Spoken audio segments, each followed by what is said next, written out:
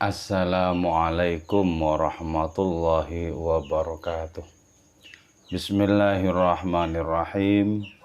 Hamdan wa thana'an laka ya Allah, salatan wa salaman laka ya Habibullah, wa ala alika wa ashabika ya khaira khalqillah, laka ya Rasulullah, wa li jami' man itaba'adinaka ya Habibullah, haqiqatan min ladun Adam la yaumil qiyamah. Wa nakhusu khususan minhum billah hadratu Syekh Muhyiddin Ibn Arabi qaddasallahu sirrahu radhiyallahu lana wa lahumul Fatihah. A'udzu billahi minasy syaithanir rajim. Bismillahirrahmanirrahim. Alhamdulillahi rabbil alamin arrahmanir rahim maliki yaumiddin. Iyyaka na'budu wa iyyaka nasta'in ihdinas siratal mustaqim. Siratal ladzina an'amta 'alaihim ghairil maghdubi 'alaihim waladdallin. Amin. Litaqarrubina ila Allah ta'ala limahabbatina ila Rasulillah sallallahu alaihi wasallam li salamatina fid din wad dunya wal akhirah liqadai duyunina liqadai hajatina min hawaijid dunya wal akhirah taysir arzaqina halalan thayyiban mubarakan katsiran wasa'a li sihhati jasadina wa qulubina li syamradina zahiran wa batina lidaf'il balaya wal mihan wal fitan wal amrad lasqama limanafi'ina limasalihina li ahli baitina wa auladina wa dhurriyyatina wa jiwarina wa asdiqaina wa jami'il muslimin wal muslimat wal mu'minin wal mu'minat al-ahya'i minhum wal amwat wa li'izzil islam wal muslimin bijudika ya Allah bi syafa'ati nabiyyika ya Allah bi barakati awliyaika ya Allah wa bi asraril Fatihah. A'udzu billahi minasy syaithanir rajim. Bismillahirrahmanirrahim. Alhamdulillahi rabbil alamin arrahmanir rahim maliki yaumiddin. Iyyaka na'budu wa iyyaka nasta'in ihdinas siratal mustaqim. Siratal ladzina an'amta 'alaihim ghairil maghdubi 'alaihim waladdallin. Amin. Alhamdulillah, saudara-saudaraku semua di dunia maya, rahmatullah alaikum ajmain. Sebelum kita memasuki kajian kitab Hikam karya Syekh Muhyiddin Ibn Arabi qaddasallahu sirrahu, sebagaimana biasa marilah kita berdoa untuk bangsa kita, untuk Indonesia kita, moga-moga segera dilepaskan dari jerat pandemi virus-virus ini. Semoga saudara-saudara kita sebangsa setanah air yang sedang dirundung sakit, diganduli penyakit, baik oleh virus maupun apapun yang lain, moga segera disembuhkan oleh Allah Subhanahu wa Ta'ala. Semoga saudara-saudara kita sebangsa setanah air yang sudah terlebih dahulu menghadap kepada Yang Maha Kuasa, moga-moga dosa-dosa mereka diampuni oleh Allah Ta'ala dan kebaikan-kebaikan mereka dilipat gandakan. Amin ya mujibas sa'ilin. Qala al-musannifu rahimahullahu ta'ala wa nafa'ana bi'ulumihi wa maddana bi asrari wa afadha alaina min barakatihi wa bikum amin. Bismillahirrahmanirrahim. Ma dumta fi talabil haqqi fala taqif ma'al khalqi.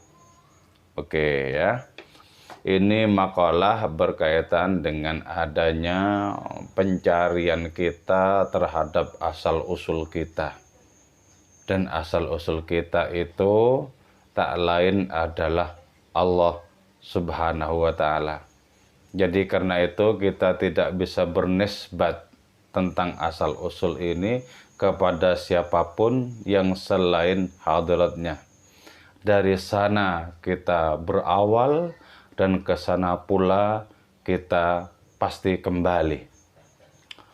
Nah, adanya keterkaitan hati kita dengan asal-usul itu sesungguhnya merupakan hal yang sangat manusiawi.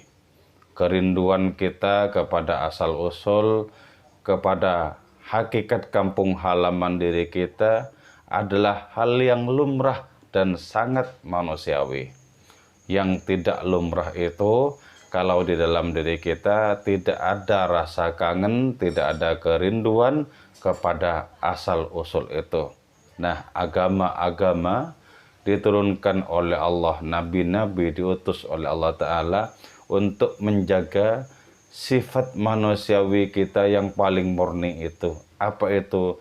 Kerinduan kepada kampung halaman yang hakiki, kerinduan kepada asal-usul yang tak lain adalah Allah Subhanahu wa Ta'ala. Walaupun Allah Ta'ala itu maha dekat sekali kepada diri kita, itu tidak otomatis kita bisa merasakannya, tidak otomatis kita bisa menyaksikannya. Itu tidak otomatis. Kenapa? Karena kita senantiasa menciptakan hijab-hijab, menciptakan tedeng aling-aling, menciptakan pembatas antara diri kita dengan hadiratnya. Walaupun hakikatnya hijab itu tidak ada, pembatas itu hakikatnya tidak ada. Tapi ketika kita lebih tertarik kepada makhluk-makhluk, maka tertarik kepada makhluk itu sesungguhnya adalah hijab. Hijab yang membatasi penglihatan diri kita terhadap hadiratnya, yang membatasi rasa kita terhadap hadiratnya itu. Karena itu di sini disebutkan madumta fi thalabil haqqi, selama engkau berada di dalam pencarian terhadap Tuhanmu, fala taqif ma'al khalqi, maka janganlah engkau terpukau terhadap makhluk. Jadi ya, pencarian akan Tuhan itu akan membuahkan hasil. Ketika di dalam pencarian itu hati kita tidak digandrungi oleh adanya keterpukauan terhadap makhluk. Adanya keterpukauan kepada makhluk itu yang menghalang-halang kita untuk menemukan hadiratnya, untuk merasakan hadiratnya. Jadi karena itu berusahalah kita untuk senantiasa mengosongkan hati dari adanya kecintaan kepada makhluk-makhluk itu. Karena kita bisa menyaksikan Allah, kita bisa merasakan hadiratnya, itu mutlak bergantung terhadap kosongnya hati kita dari apapun yang lain.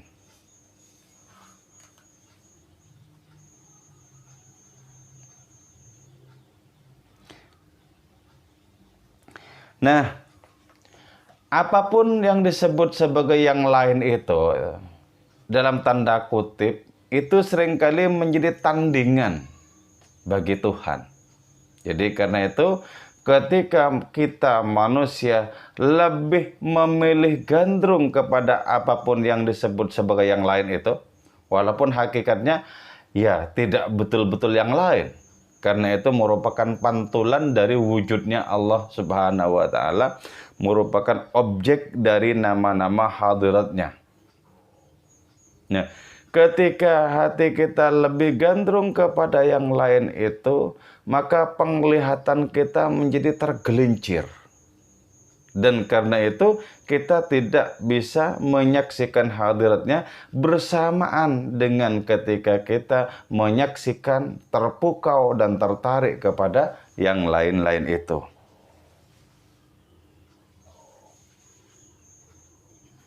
Jadi karena itu yang perlu kita waspadai adalah apa? Jatuh hati kepada yang lain itu. Jatuh hati kepada yang lain. Ini yang perlu kita waspadai. Sebab itu setiap kali kita mau jatuh hati kepada yang lain, langsung tegurlah hati kita. Hei, kau punya kekasih. Punya kekasih. Jangan sembarang engkau tertarik kepada segala satu yang lain. Kekasih itu Maha Kekasih itu, Allah Ta'ala itu Maha Pencemburu. Jangan asal melirik engkau, jangan asal tertarik engkau. Jadi jangan, istilah Maulana Rumi itu, jangan asal tertarik kepada bibir-bibir yang memukau, sebab bibir yang di sana itu Maha Pencemburu. Maha Pencemburu. Jadi karena itu kita mesti menjadi penjaga bagi hati kita itu sendiri. Kita jaga, kita pagari hati kita agar jangan sampai ada rampok-rampok yang masuk ke dalam hati, agar jangan sampai ada maling-maling masuk dalam hati. Apakah rampok? Apakah maling? Yaitu segala bentuk kekuatan destruktif yang menjadikan hati kita berpaling dari hadiratnya. Itu maling-maling, itu rampok-rampok cinta. Jadi itu yang harus kita singkirkan dari dalam batin kita, dari dalam hati kita. Nah karena itu, begini caranya. Misal ya, kita menginginkan agar hati kita itu meninggalkan adanya kegandrungan kepada perkara-perkara duniawi. Nah, maka caranya adalah kita harus memfokuskan hati kita kepada perkara-perkara ukhrawi. Jadi, kenapa? Karena dunia ini merupakan hijab bagi akhirat nanti. Sementara akhirat nanti merupakan hijab bagi adanya kesaksian kita terhadap Allah Subhanahu wa Ta'ala. Kalau kita dengan demikian menginginkan meninggalkan adanya keterpukauan terhadap kenikmatan akhirat, maka lebih fokuslah kita terhadap adanya ketertarikan kepada Allah Subhanahu wa Ta'ala. Jadi bagaimana dunia dan akhirat ini kita lampaui dengan kekuatan rasa rohani kita, dengan kekuatan rindu dan cinta kita kepada Allah Subhanahu wa Ta'ala, melebihi cinta kita kepada akhirat nanti, melebihi cinta kita kepada dunia yang sekarang ini. Jadi, terus kalau kita menginginkan agar kita tidak terjerumus di dalam lembah nafsu diri kita sendiri, maka tidak boleh tidak kita mesti mendahulukan ubudiyah atau penghambaan kepada Allah Subhanahu wa Ta'ala dibandingkan penghambaan kepada nafsu diri sendiri. Jadi dengan demikian, maka akan gamblang bagi kita adanya keberpihakan kepada hadiratnya. Dan keberpihakan kepada hadiratnya akan membimbing kita untuk menyaksikan hadiratnya, untuk meluapkan kerinduan kepada hadiratnya itu.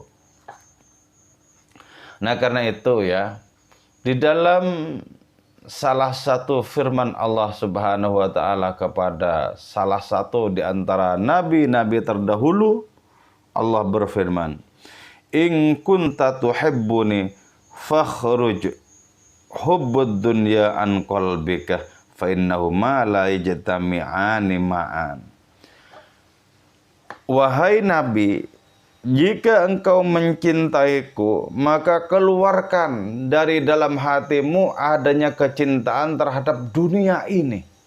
Jadi kita harus membebaskan hati kita dari adanya kecintaan dari dunia ini, adanya kecintaan terhadap akhirat nanti.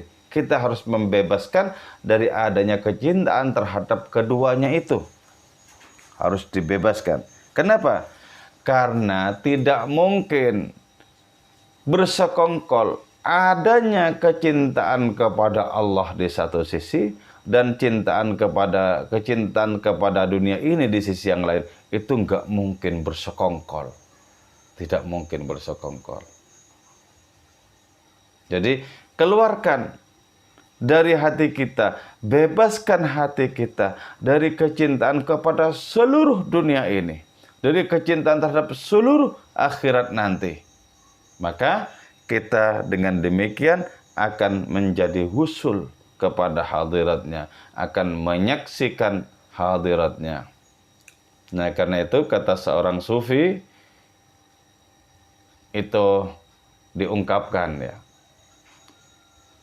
thariqah kami adalah menempuh perjalanan 2 hari. Hari yang pertama meninggalkan kesenangan kepada dunia ini dengan seluruh isinya, dan di hari kedua meninggalkan adanya pengharapan terhadap kesenangan akhirat nanti dengan seluruh isinya. Nah, dengan 2 hari ini maka kita akan wusul sampai kepada Allah Ta'ala. Nah, sebenarnya simple ya, simple. Meninggalkan kegandrungan terhadap dunia ini, meninggalkan kegandrungan terhadap kenikmatan di akhirat nanti. Maka kita akan wusul. Jadi thariqah di jalan tasawuf itu hanya memerlukan 2 hari. Atau kalau dalam istilahnya Syekh Husin bin Mansur Al-Halaj, untuk sampai kepada Allah, kata beliau, hanya membutuhkan 2 langkah. Langkah yang pertama yaitu meninggalkan kesenangan dunia ini dari dalam hati. Langkah yang kedua adalah meninggalkan adanya pengharapan terhadap kesenangan di akhirat nanti. Sampai deh kepada Allah Subhanahu wa Ta'ala. Nah, 2 hari atau 2 langkah ini yang mesti kita tempuh dengan secepat mungkin, dengan sekilat mungkin, karena kita itu berlomba dengan umur.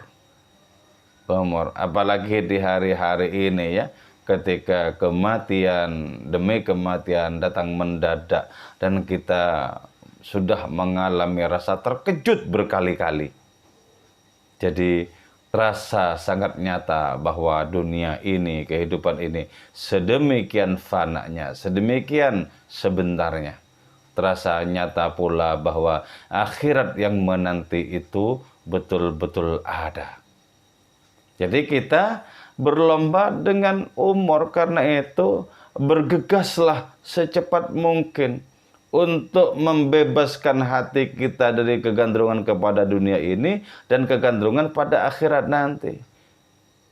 Sudah waktunya kita bersungguh-sungguh untuk melaksanakan adanya ungkapan para sufi bahwa thariqah di jalan kami itu hanya ditempuh 2 hari. Atau kita semestinya mengamalkan apa yang dikatakan oleh Syekh Husin bin Mansur Al-Halaj, bahwa hanya butuh 2 langkah untuk wusul, untuk sampai kepada Allah Subhanahu wa Ta'ala itu. Tapi bagi kebanyakan orang, mungkin termasuk juga bagi kita, betapa berbelit-belitnya untuk menempuh 2 langkah itu. Betapa tidak mudahnya untuk menempuh 2 hari yang dimaksud itu. Tidak mudah.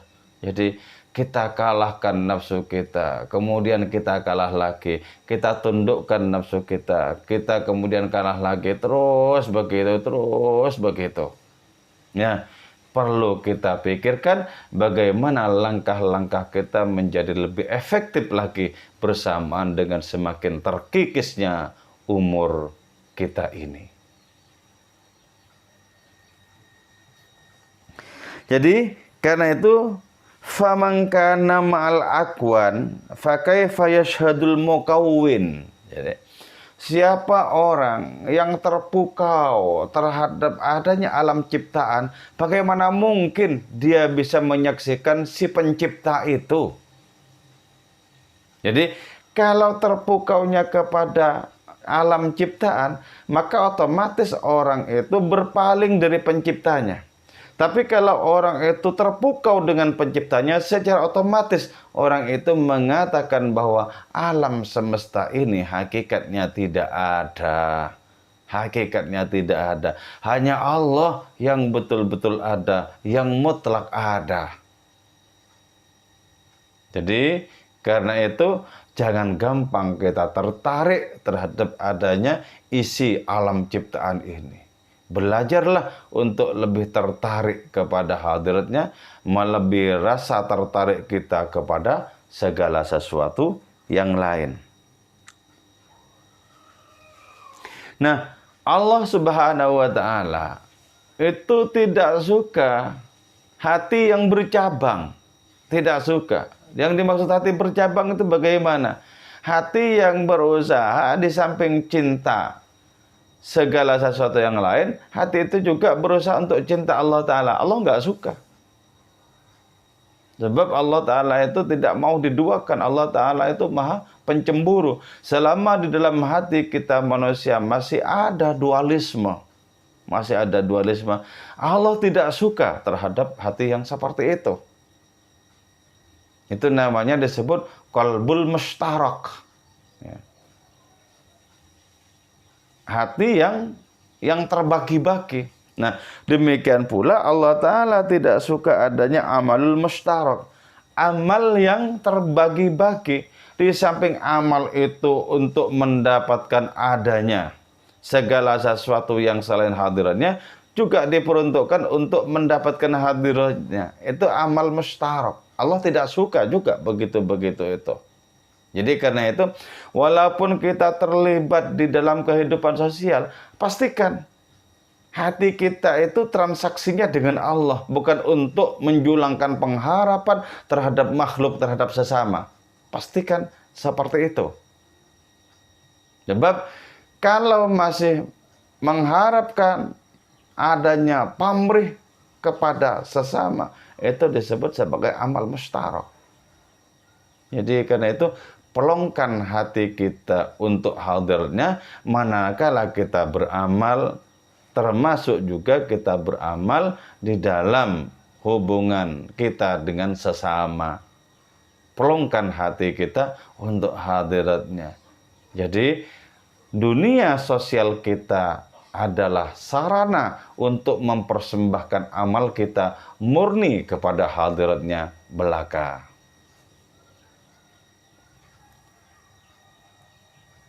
Jadi karena itu kemudian Allah Ta'ala berfirman, Ana aghna syuraka anisyirki.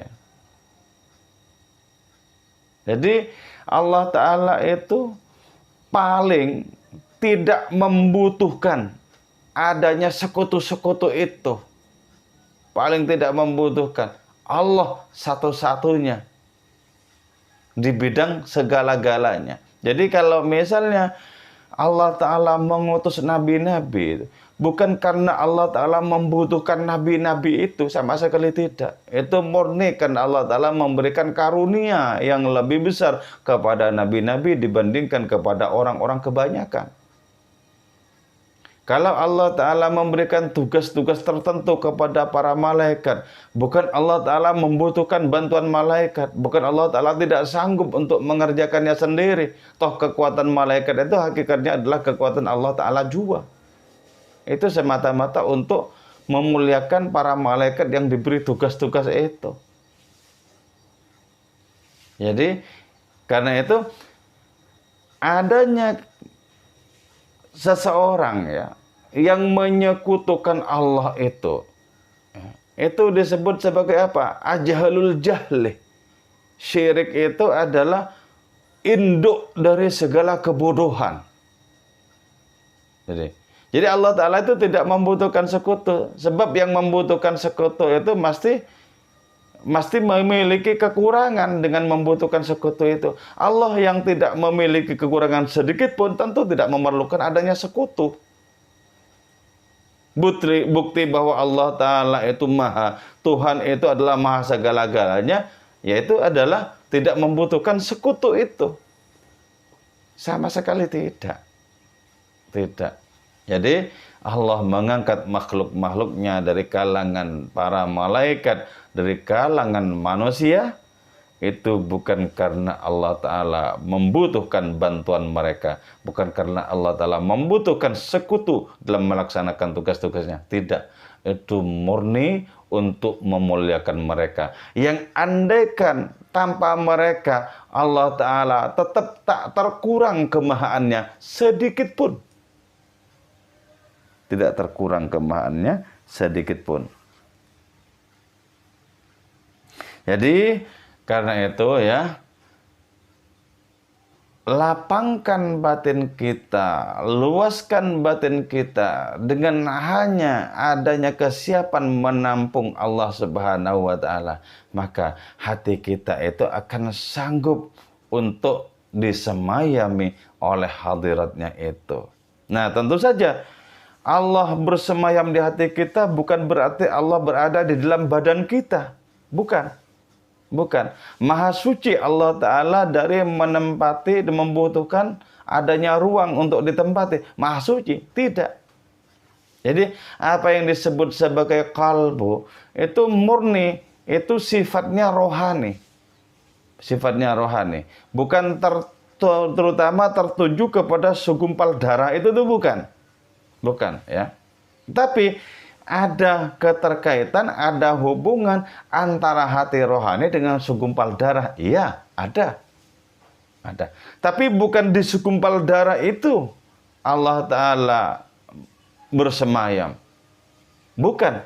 Allah Ta'ala itu tidak membutuhkan tempat apapun, tidak sebagaimana makhluk yang tergantung kepada ruang dan tempat tertentu. Itu tidak. Jadi keajaiban hati itu adalah kesanggupannya untuk menampung Allah Subhanahu wa Ta'ala. Nah, kata Ibnu Arabi di dalam kitab Fusuhul Hikam, hati yang disebut menampung Allah Ta'ala itu yaitu menampung hadiratnya yang ada di dalam persepsi diri kita. Bukan hadiratnya yang mutlak, yang tanpa batas itu. Bukan.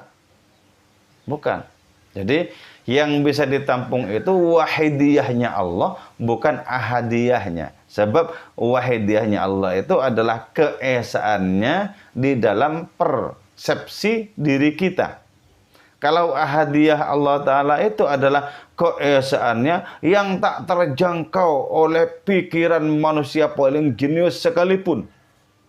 Yang tidak terjangkau oleh apapun, bahkan oleh para malaikat dan para nabi.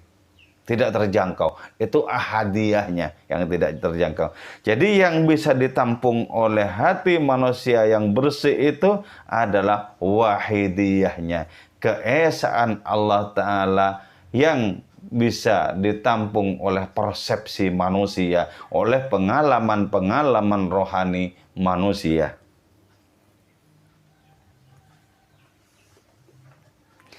Jadi karena itu ya, untuk kita bisa menampung kehadiran Allah Subhanahu wa Ta'ala itu, maka janganlah kita terpukau kepada yang lain. Sebab terpukau kepada yang lain adalah hijab bagi diri kita. Fal wukuf mal khalqi hijabun laka minal wusul ilal haq. Jadi selama kita terpukau pada yang lain, mana mungkin kita wusul kepada Allah Subhanahu wa Ta'ala. Apa yang disebut sebagai usul? Usuluka ilallah, usuluka ilal ilmi bihi. Sampaimu kepada Allah adalah sampaimu kepada ilmu rasa tentang Allah Ta'ala itu. Jadi kita merasakan adanya kedekatan yang tak terpermanai dengan hadiratnya. Melebihi dekat dengan apapun yang lain. Jadi sampai kepada hadiratnya itu berkaitan dengan perkara ilmu rasa. Ilmu rasa. Tidak ada hubungannya dengan jarak geografis apapun. Itu tidak ada hubungannya. Nah, sekarang akan menjadi jelas. Ketika orang itu wusul, ketika orang itu merasakan, ketika orang itu menyaksikan hadiratnya, maka orang itu akan mendapatkan segala sesuatu. Bukankah segala sesuatu itu memang dikandung oleh hadiratnya? Jadilah ini yang membutuhkan adanya renungan diri kita, bahwa mencapai Allah itu berarti melampaui segala sesuatu yang lain. Mendapatkan Allah dengan demikian berarti mendapatkan segala sesuatu yang lain juga. Tapi ketika orang tidak mendapatkan Allah, sesungguhnya dia tidak mendapatkan apapun. Biarpun dunia ini berada dalam genggamannya, hakikatnya orang itu tidak mendapatkan apapun. Itulah sebabnya ya, perburuan kita fokuskan kepada hadiratnya dengan cara menyingkirkan hijab-hijab, menyingkirkan tirai-tirai di depan diri kita. Apa itu hijab, apa itu tirai? Yaitu ketertarikan kita kepada makhluk-makhluk, termasuk akhirat juga masuk dalam kategori makhluk. Jadi karena itu ada sebuah ayat yang sangat penting untuk melecut diri kita berlari kepada hadirnya, yaitu fafirru ilallah. Berlarilah engkau semua kepada Allah. Tentu saja ini yang dimaksud berlari adalah lari dengan langkah-langkah rohani. Lari dengan langkah-langkah rohani. Siapa orang yang bisa cepat-cepat membereskan hatinya, membersihkan hatinya dari yang lain, itu berarti larinya secepat kilat. Secepat kilat. Siapa orang, naudzubillah, tidak sanggup membereskan hatinya, tidak sanggup membersihkan hatinya dari segala sesuatu yang lain, itu orang tidak akan sampai-sampai kepada hadiratnya. Kalaupun kelak sampai, itu sampai kepada keadilannya, sampai naudzubillah kepada murkanya, bukan sampai kepada ridhonya. Dan karena itu kecewalah orang yang hatinya lebih ridho kepada yang lain dibandingkan ridho terhadap hadiratnya itu. Nah sebenarnya ketika dunia yang sangat fana, yang sangat sementara ini, secara lahiriah, kesenangan-kesenangan duniawi itu mengajak diri kita untuk bercengkrama dengannya, maka sesungguhnya perlu diketahui, batin dunia ini sesungguhnya melarang diri kita untuk tertarik kepadanya. Melarang. Jadi lahiriahnya dunia yang serba memukau itu mengajak kepada diri kita. Batinnya sesungguhnya melarang diri kita untuk mendekat kepadanya itu. Wong Allah Subhanahu wa taala itu ya mencap dunia ini sebagai tempat keterasingan kok. Mencap dunia ini sebagai al-aghyar, segala sesuatu yang lain. Mencap dunia ini sebagai al-aqdar, kekeruhan demi kekeruhan. Itu untuk apa? Tazhidan lil murid. Agar orang yang menghendaki Allah Ta'ala itu sanggup bersikap asketis. Yaitu mengambil jarak dari adanya kesenangan-kesenangan dunia, kesenangan-kesenangan akhirat. Si Allah Ta'ala saja mencap dunia ini sebagai tempat keterasingan, sebagai segala sesuatu yang lain, sebagai kekeruhan demi kekeruhan. Itulah kita kemudian paham kenapa di antara para sufi itu sudah banyak sekali di antara mereka yang merindukan hadiratnya itu. Rindu hadiratnya itu. Karena hati mereka sudah sedemikian bersihnya, sudah sedemikian steril dari adanya mendambakan apapun yang lain. Oke, saya kira itu ya. Moga-moga perjumpaan kita, kajian kita ini bermanfaat untuk diri kita, juga untuk keluarga kita, juga untuk generasi setelah generasi kita. Moga-moga Indonesia ini senantiasa damai dalam perlindungan Allah Subhanahu wa taala. Wal afwa minkum, wassalamualaikum warahmatullahi wabarakatuh.